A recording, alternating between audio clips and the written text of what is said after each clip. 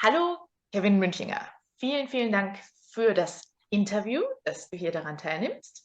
Sehr gerne. Ah, danke sehr. Die Fragen sind vom NFT Talents Program. Mhm. Ich heiße Katharina Bosch. Ich habe mir kurz angesehen, welche Aufgaben du hast, so mal ganz kurz den Background innerhalb von 1, 2 Minuten. Du bist aktuell der CEO und Founder von Genau. Bitblocks, Entschuldigung. Jo. Und genau, das Thema ist so ein bisschen Beratung, Unterstützung von Krypto-Projekten, so wie ich das Mhm. gesehen habe. Und dass du auch so ein paar Workshops in dem Zusammenhang machst. Mhm. Genauso wie wenn jemand jetzt hier ein neues NFT-Projekt machen will, dass du da auch die Künstler mit unterstützen würdest. Genau. Genau. Ist das so richtig, so wie ich das? Also mittlerweile sind ein paar neue Sachen dazugekommen, also dass wir auch transkribieren, Mhm. verschiedene Themen aufschlüsseln, je nachdem zusammenfassen, Wissen zusammentragen, Recherchearbeiten und das mit der Beratung war eigentlich schon richtig. Wenn jetzt jemand ein eigenes Projekt machen möchte, dass wir halt alle Aspekte berücksichtigen und denjenigen dann so weit beraten, um sein Projekt sozusagen auch erfolgreich zu machen. Super, vielen, vielen Dank. Ich hatte noch in Erinnerung, dass du jetzt hier noch ehrenamtlich ein bisschen tätig bist. Darüber hatten Genau. wir uns damals auch gegenseitig kennengelernt, also über die Mhm. Börseninitiative in Karlsruhe. Ja, Da bist du jetzt im Public Relations Bereich, so wie ich es gesehen habe. genau. Zumindest das, was Aufgrund LinkedIn der Zeit, sagt. genau, aufgrund der Zeit bin ich gerade dabei, so ein bisschen dort zu reduzieren, aber wir sind auch dabei, eine Art Kryptosparte im Verein aufzumachen. Das heißt, Public Relations wird jemand anders übernehmen und Mhm. ich werde mich dann eher auf Vorträge im Bereich Krypto, Blockchain, Bitcoin und so weiter konzentrieren. Ja, Okay, super. Erstmal vielen, vielen Dank nochmal für die Teilnahme. gerne. Danke. Also mein Gedanke ist der, dir jetzt einige Fragen zu stellen. Beginnt mit allgemein im Bereich Krypto-NFTs, so zum Reinkommen. Dann hinterher 2, 3 technische Aspekte Mhm. über Smart Contracts, Proof of Stake und hinterher vielleicht noch so einen kleinen Ausblick, wie es sich mit NFTs weiterentwickeln könnte, inwieweit Mhm. das jetzt vorhersehbar sein mag. Mhm. Okay, jetzt als allererstes mal für Leute, die sich nicht gut auskennen, dann mit der Frage, was ist deiner Meinung nach das Potenzial von Kryptowährungen, und zwar so ganz allgemein gefasst? Okay, also das Potenzial von Kryptowährungen ist es einfach, Finanztransaktionen oder Überweisungen effizienter darzustellen, ohne Mittelsmann. Die aktuellen Finanztransaktionen, Geldüberweisungen oder Transaktionen von Aktien oder die auch von Banken emittiert werden, können letztendlich unheimlich einfach, kostengünstig und hochsicher auf der Blockchain erstellt werden. Und dadurch könnte man sich auch Kosten sparen, was das Ganze auch noch effizienter machen würde, dass es 24/7 abläuft, weil die Blockchain ein selbstverwaltendes Netzwerk ist. Das heißt, man muss nicht übers Wochenende warten, bis eine Überweisung durch ist. Das heißt, man hat auch eine gewisse Zahlungssicherheit. Mhm. Viele Unternehmen brauchen diese Zahlungssicherheit. Bei Kartenzahlung ist es so, dass man sich das Geld holen muss oder anfordern muss. Und bei Kryptowährung ist es eine Art Push-System. Das heißt, die Kryptowährung wird abgesendet, wird von der Blockchain validiert. Und wenn das sozusagen verifiziert ist, dann ist das Geld auch sofort da. Dann möchte ich Genau. einmal ganz kurz wissen, dass du, wie gesagt, allgemein, nenn mir Beispiele, was überhaupt eine Kryptowährung ist und dann den Zusammenhang mit der Blockchain-Technologie. Also wie funktioniert die Blockchain-Technologie? Mhm. Einmal in Bezugnahme auf Kryptowährungen und im zweiten Schritt auf NFTs bezogen. Okay, also Kryptowährungen sind, ich sag mal, ähnlich wie normale Währungen. Sie sind fungibel, das heißt, sie sind teilbar. Wenn ich jetzt einen 5-Euro-Schein habe, dann kriege ich dafür zwei 2-Euro-Stücke plus ein Euro-Stück. Oder ich kann ihn per Wechselkurs gegen Dollar tauschen. Bei NFTs ist es so, dass die nicht fungibel sind. Das heißt, sie sind einzigartig.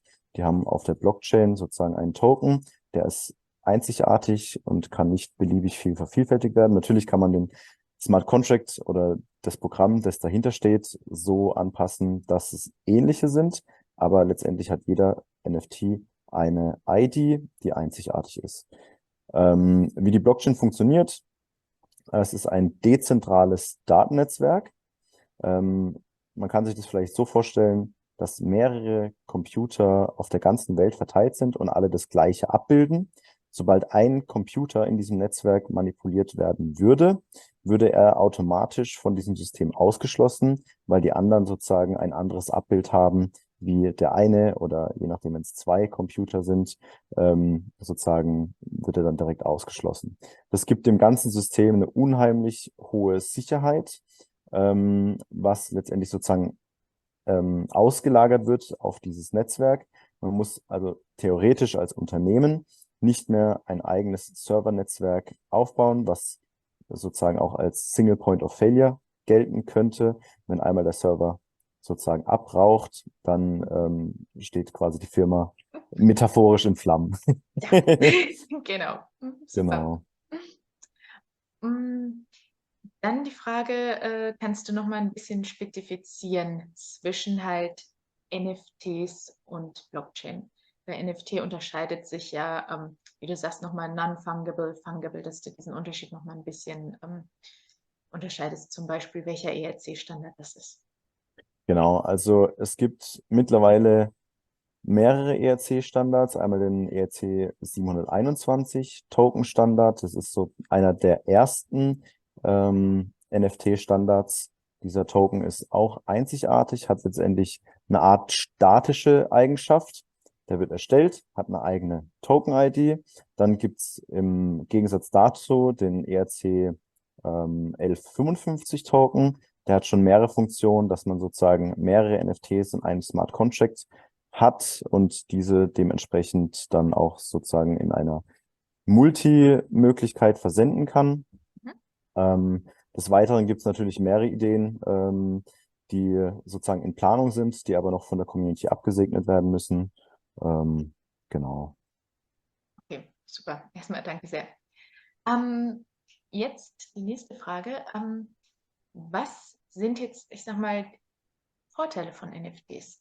Und zwar, wenn du das jetzt mal vergleichst im Gegensatz zu Kryptowährung, was für ein Vorteil besteht dann in dem NFT oder auch im Vergleich zu dem, was du gerade auch schon mal so leicht angesprochen hast, Mhm. zu ganz normalen Zahlungssystemen. Du hattest das vorhin in einem Satz schon erwähnt, noch mal ein bisschen konkreter oder halt auch zu anderen Digital Assets. Also dadurch, dass NFTs einzigartig sind, hat man die Möglichkeit, diese als eine Art Zertifikat zu nutzen. Dieses Zertifikat ist sozusagen auf einer unveränderbaren Blockchain gespeichert. Das Ganze ist transparent einsehbar. Und wie gesagt, wenn es zum Beispiel um Finanztransaktionen geht, sind die Transaktionen auch schnell und zuverlässig. Und man braucht keinen Mittelsmann, der sozusagen diese Tokens hält, sondern man kann sie in seinem eigenen Wallet, das ist sozusagen eine digitale Brieftasche, halten und keiner kann die einem wegnehmen. Genau. Die Programmierbarkeit ist natürlich eine Art interessanter Gedanke, dass man letztendlich sozusagen seine Bedingungen selbst bestimmen kann, die in diesem NFT enthalten sein können, in Form von Metadaten oder verschiedenen Smart Contract Ketten, ähm, wo man dann letztendlich bestimmen kann, was passiert mit diesem NFT und was passiert, wenn damit gehandelt wird. Genau. Okay, vielen Dank. Nächste Frage. Kannst du noch ein paar andere Anwendungsbereiche nennen? Gibt es zum Beispiel auch schon im physischen Bereich etwas oder halt nur im digitalen?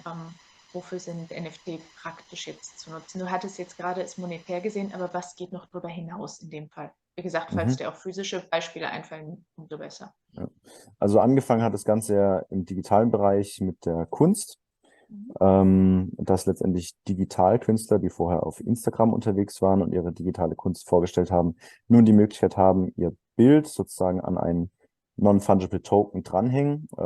Dabei gibt es zwei Möglichkeiten. Du hast entweder die Möglichkeit, das über ein dezentrales Datennetzwerk wie IPFS, also das Interplanetary File System, abzuspeichern, oder du machst es direkt on-chain, hast dann aber den Nachteil, dass du nur relativ wenig Kapazität hast, aber on-chain ist das Ganze für immer abrufbar. Zudem kannst du dann letztendlich verschiedene ja, Use Cases verwenden. Du kannst zum Beispiel in der Gaming-Branche verschiedene Skins, Hardware oder Weapons, Waffen, alles mögliche, Avatare kannst du im Gaming-Bereich, es gibt der Markt im Gaming-Bereich, ich habe einen Bekannten, der ist da relativ aktiv, der kennt auch den Markt und da werden mehrere Milliarden jeden Monat oder jedes Jahr umgesetzt. Und wenn man den Spielern die Möglichkeit gibt, ihre Skins sozusagen zu besitzen, auch nochmal auf den psychologischen Aspekt zurückzuführen und die das handeln können, wie sie möchten, zu welchem Preis und ohne die Angst zu haben, dass das von der zentralen Instanz wieder gekappt wird, dann birgt es nochmal eine viel größere Chance, dort im Markt erfolgreich zu sein.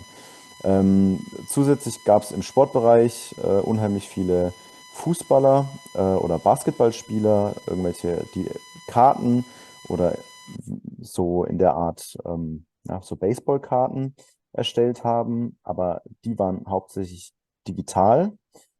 Dann gehen wir wieder ins Physische. Es gibt die Möglichkeit, Immobilien zum Beispiel auf NFT-Basis zu handeln.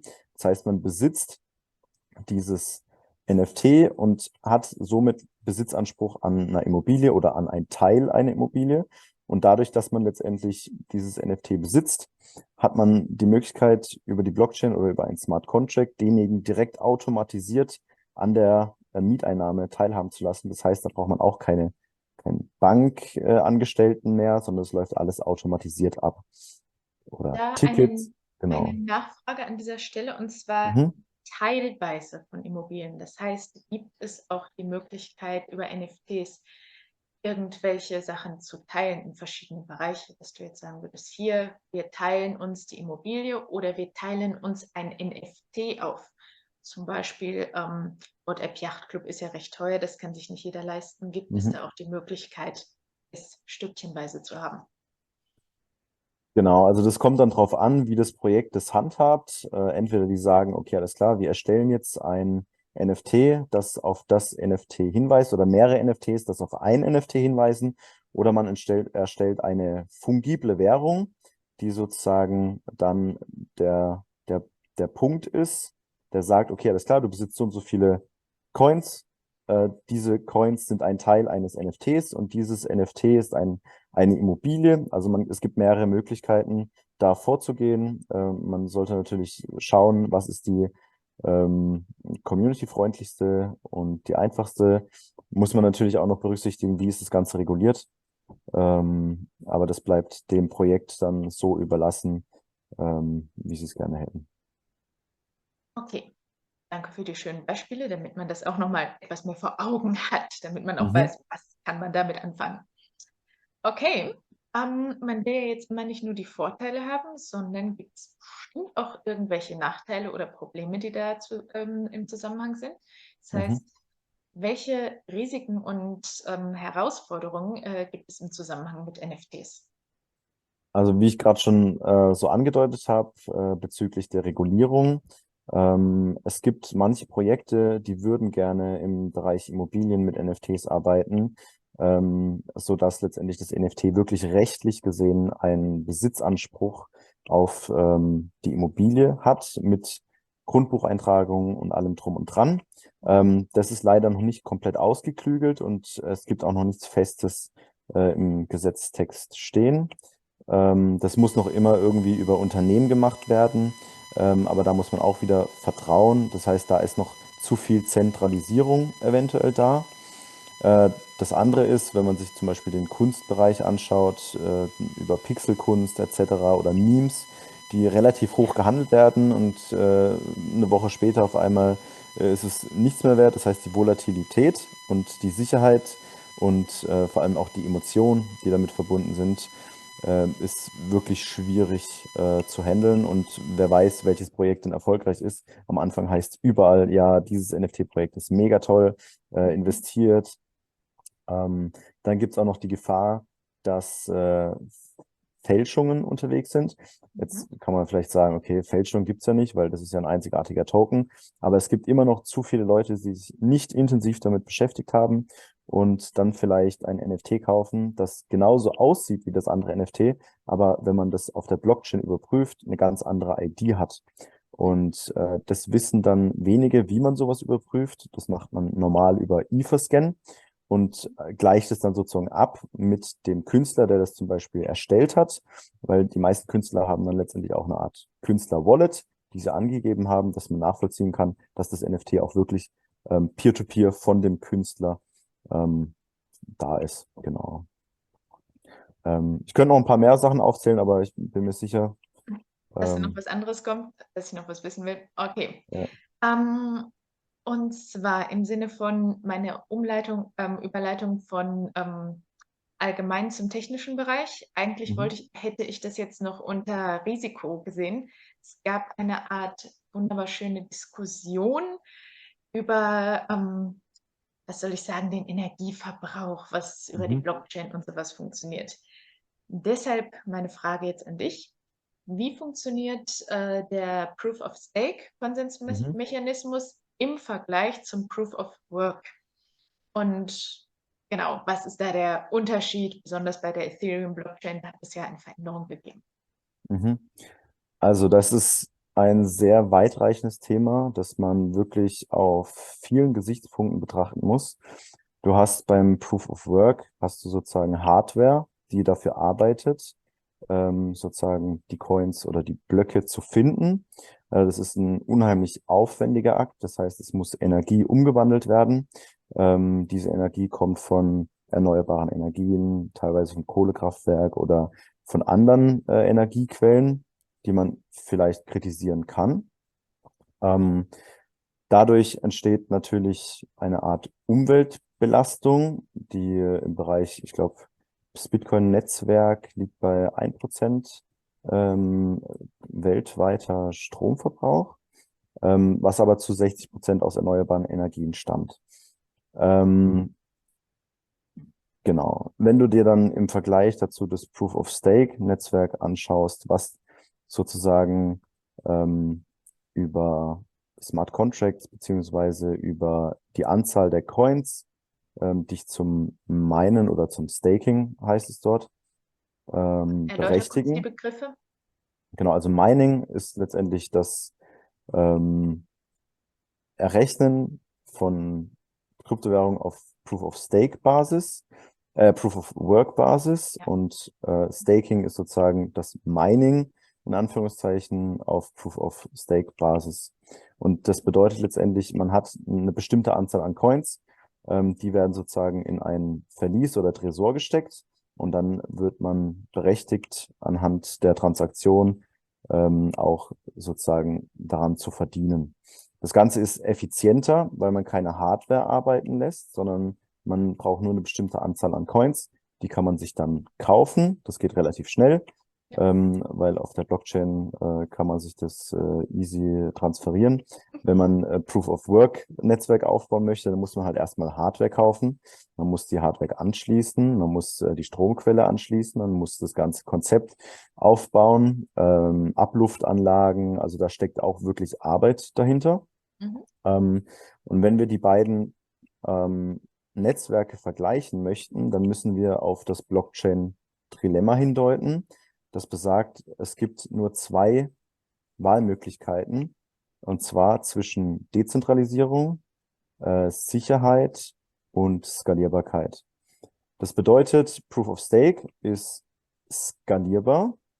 Und da gibt es zwei verschiedene Möglichkeiten. Entweder ist es skalierbar und sicher oder es ist skalierbar und dezentralisiert. Und beim Bitcoin-Netzwerk ist es letztendlich auf komplette Sicherheit aus. Es ist nicht skalierbar, also das Hauptnetzwerk, aber es ist dezentral, was dem Ganzen eine unheimlich hohe Sicherheit gibt. Und es ist sicher. Genau. Ja, also es spielt zusammen. Ja. Genau. Und da muss man sich dann halt die Frage stellen, was hat Wert für mich? Und jeder Wert entsteht subjektiv aus der eigenen Meinung heraus und der andere hat die Ansicht, er möchte das Ganze effizient halten, verzichtet aber in gewissen Teilen auf eine Art Sicherheit. Und der andere möchte nicht vertrauen und möchte nicht die Gefahr der Zentralisierung haben und sagt, okay, alles klar, ich vertraue nicht, ich überprüfe. Was bei dem einen Netzwerk natürlich die Gefahr sein könnte, wäre eine Art zu hohe Zentralisierung und das ist bei Proof of Stake möglich. Wenn man dann, was weiß ich, 20, 30 Jahre in die Zukunft schauen möchte und versucht, die Wahrscheinlichkeiten auszurechnen. Man weiß es nicht, man kann nicht in die Zukunft schauen, aber es ist wahrscheinlicher, dass jemand mit einem richtig großen Batzen Geld sich eine Menge an Coins holt und dann sozusagen mehrere Knotenpunkte aufsetzt und sagt, das Netzwerk ist dezentral, weil das sind so und so viele Knotenpunkte, aber gesteuert halt von einer Entität. Ich Und möchte dich jetzt hier langsam, was soll ich sagen, unterbrechen, weil ja, ich nämlich sehe, wir haben nur noch 7 Minuten und noch ein, zwei okay. Fragen mehr. Deswegen würde ich Alles klar. aber Ja, es ist erstmal, ein wichtiges Thema auf jeden Fall. ja, das sehe Ja, ich auch so. Sehe ich auch so, sonst würde ich ja nicht so was fragen. jawohl. Okay, geht es um den Begriff, den du zwischendurch auch schon ein paar Mal erwähnt hast, und zwar ein Mhm. Smart Contract. Ja. Zwar einmal ganz kurz erklären, was es ist und dann eher auf Mhm. die Frage eingehen, wie können Smart Contracts auf die Blockchain dazu beitragen, den Handel und die Übertragung von NFTs zu erleichtern? Also Smart Contracts sind, so wie der Name schon sagt, Verträge. Das sind sozusagen Programme, in denen werden Regeln festgelegt. Und was die Übertragung von NFTs betrifft, ist, wenn man jetzt einen Marktplatz hat, der auf Smart Contract Basis basiert, dann sind die Regeln zwischen Käufer und Verkäufer sozusagen sichergestellt. Und wenn der Käufer sozusagen Ether bezahlt, wird automatisch über den Smart Contract auch das NFT auf sein Wallet transferiert. Das heißt, Ah, hm.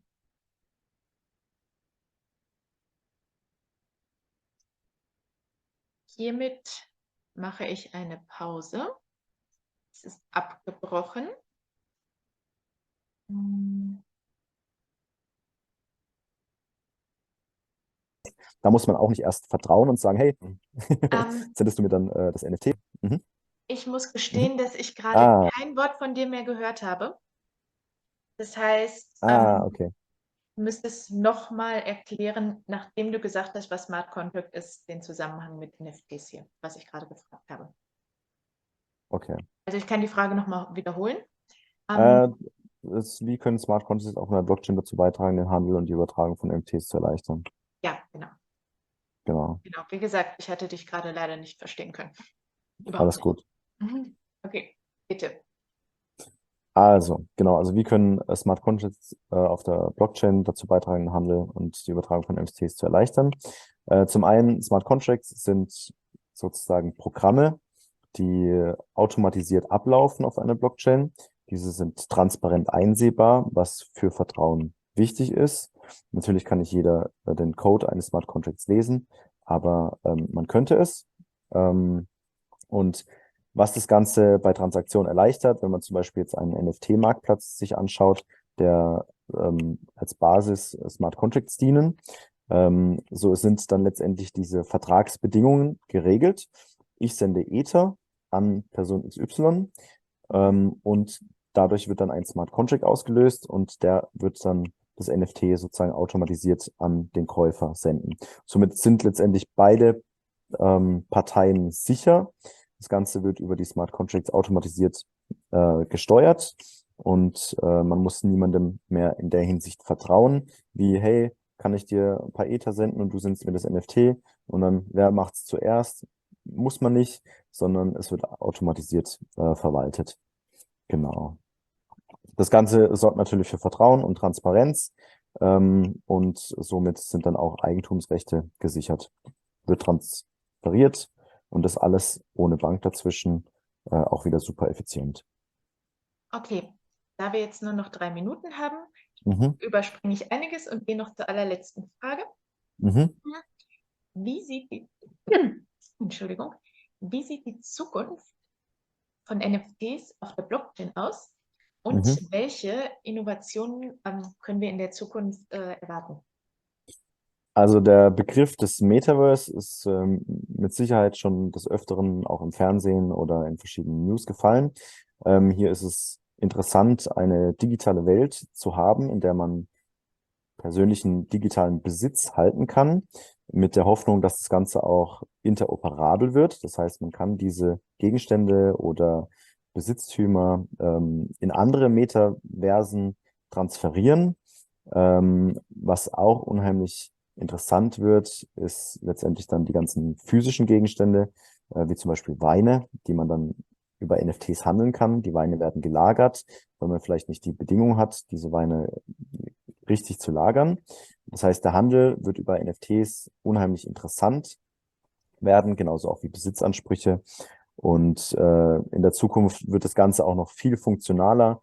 Es wird viel mehr Möglichkeiten geben, dort die Funktionen der Banken auch sozusagen zu ergänzen. Ähm, genau. Und ich hoffe, dass das Ganze auch benutzerfreundlicher wird, dass viele auch den Einstieg leichter haben.